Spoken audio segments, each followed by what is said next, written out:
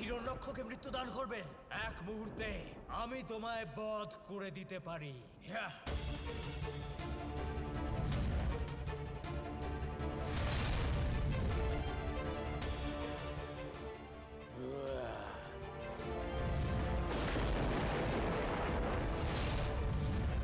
আর তারপরে নারায়ণ অবতার বরাহ আর ব্রহ্মাণ্ডের সবচেয়ে শক্তিশালী অসুর হিরণ্যক্ষ বহু বছর যুদ্ধ করল।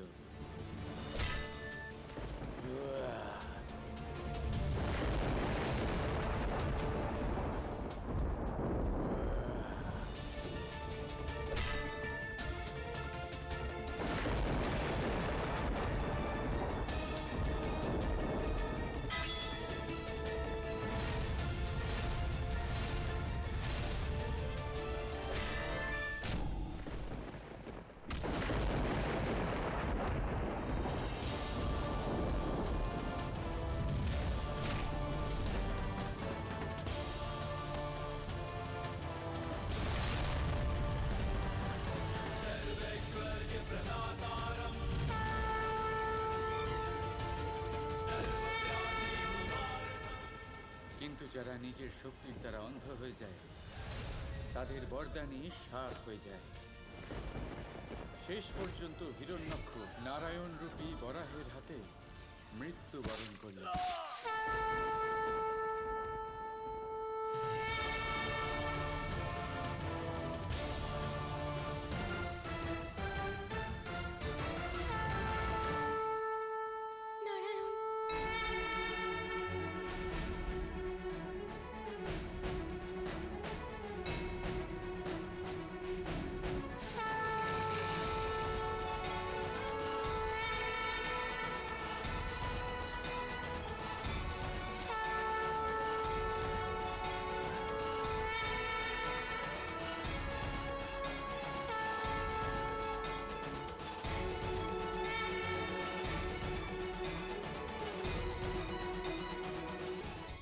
আর তারপর বরাহ অবতারে নারায়ণ ভূদেবী রূপী লক্ষ্মীর সাথে সমস্ত ঋষিমুনির সম্মুখে প্রেমের বন্ধনে আবদ্ধ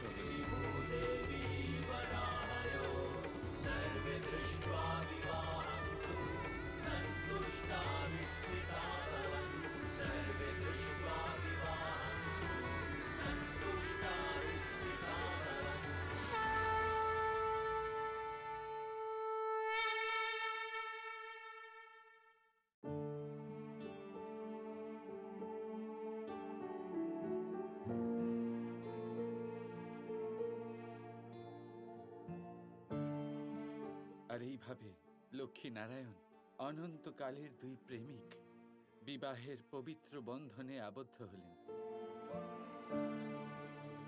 কি ভালো লাগলো শুনে যে দুই প্রেমিক বিবাহর পবিত্র সম্পর্কে আবদ্ধ হলেন।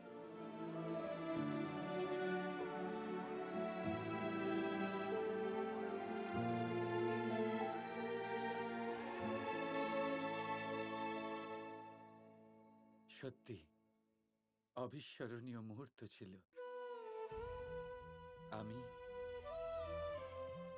আমি কখনো ভুলতে পারি না সেই মুহূর্ত।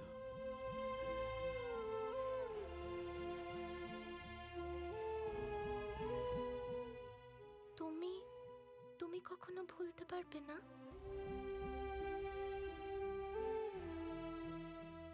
তার মানে? অর্থাৎ এই কাহিনীতে আমি কখনো এই মুহূর্ত ভুলতে পারি না। এত সুন্দর মুহূর্ত যে। কিন্তু কৃষ্ণ, আমি এটা বুঝতে পারলাম না যে হিরণ্যক্ষ সমস্ত প্রাণীর নাম নিল এত মন দিয়ে, কিন্তু সে বরাহর নাম নিতে কি করে ভুলে গেল?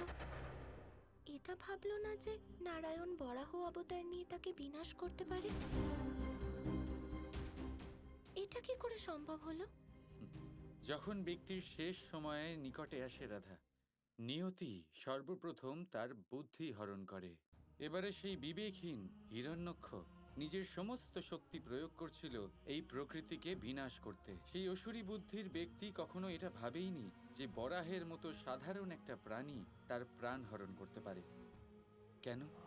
কারণ সে সব সময় বরাহকে তুচ্ছ ভেবে এসেছে।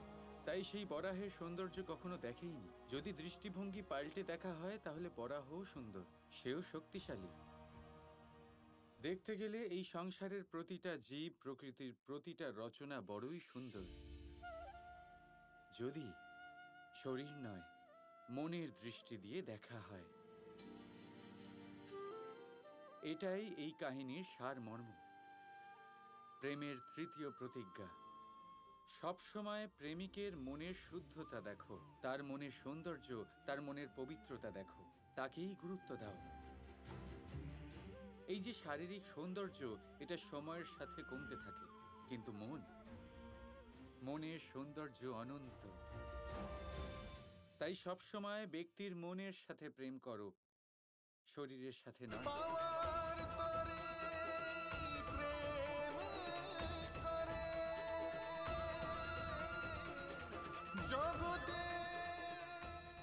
প্রেমের তৃতীয় প্রতিজ্ঞা পূরণ হলো আরো এক অধ্যায়ের শেষ। প্রেমের অর্থ বুঝাবে রাধা কৃষ্ণ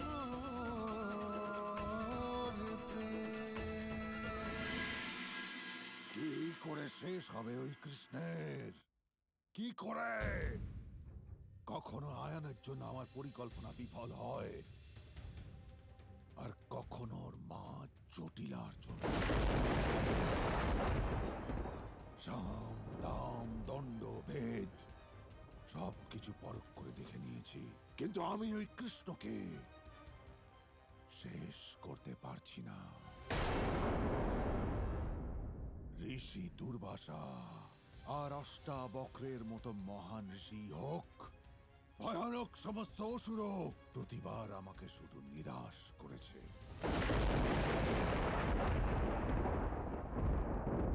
তাহলে বাকি আছে শুধু কৃষ্ণর আপনজন, সেই আপনজন যাদের সুরক্ষার জন্য ওই কৃষ্ণ যে কোনো সীমা অতিক্রম করতে পারে। মহারাজ, কৃষ্ণর আপনজন ওর শক্তিও আর দুর্বলতাও। তাহলে কেন না আমরা ওর থেকে ওর আপনজনদের কেড়ে নিই? মূর্খ তোমরা দুজন মা পুত্র।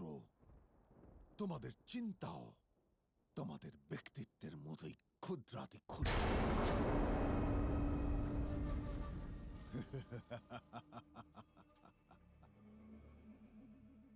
এইবার আমরা ওই কৃষ্ণের থেকে ওর আপনজনদের কাড়ব না,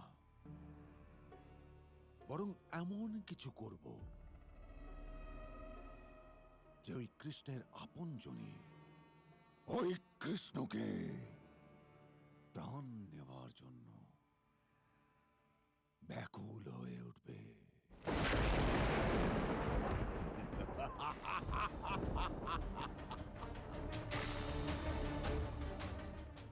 কি করবে কৃষ্ণ যখন ওর আপনজনই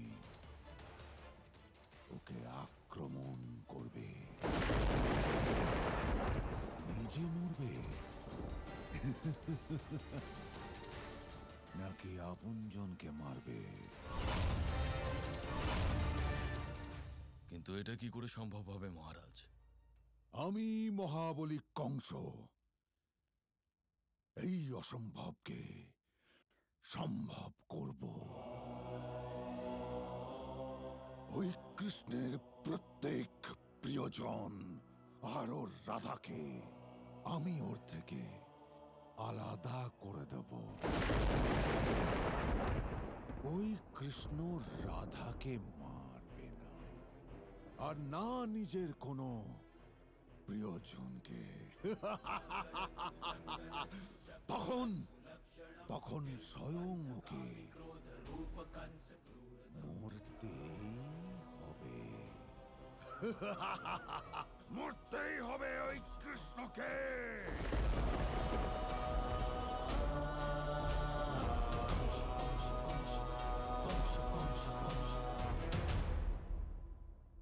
তোমরা দুজন নিজের চোখ বন্ধ করে নাও, কারণ এবারে এখানে এক মহান রাধা কৃষ্ণ কৃষ্ণ কৃষ্ণ কৃষ্ণ